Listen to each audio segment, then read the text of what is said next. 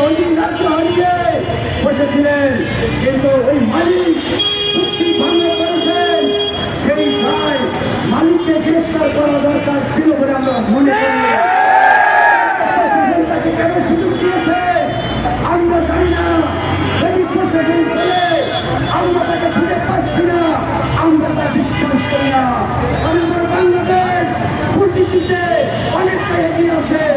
আমরা শুনেছি সন্ধ্যা এই মালিককে যে কোনো ভাবে গ্রেফতার করে নিয়ে এসে সেটাকে টাকা পরিষ্কার সম্ভব। মহাদয় সৈন্যসচিব মহাদয় ঘোষণা করেছিলেন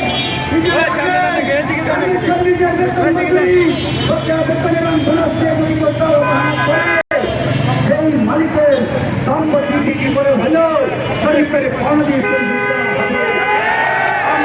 বিশ্বাস নিয়ে আমরা রাজপথে ছিলাম।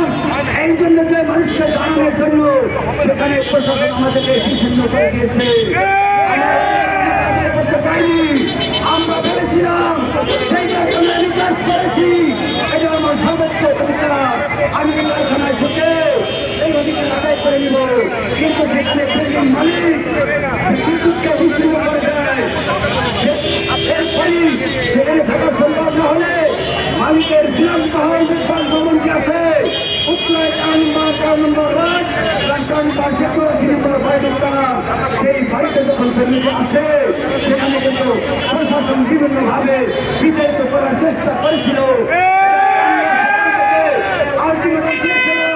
যদি আপনারা এই মালিককে গ্রেফতার করতে না পারেন, ধরে নিয়ে আসতে না পারেন, আপনারা শ্রমিকের টাকা দেওয়ার ব্যবস্থা করেন, কিন্তু তারা করেন নাই।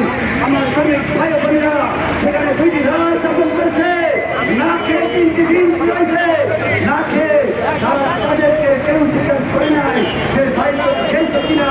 সেই মানুষগুলা সেখানে যখন কেউ সাংসদ করছে না, আমরা সেই সর্বসচিব মহাদের কথা অনুযায়ী তিনজন বলেছিলেন মালিকের বেতন থেকে অক্ষম হলে সমস্যা তৈরি করলে মালিকের সম্পত্তি করতে হলো।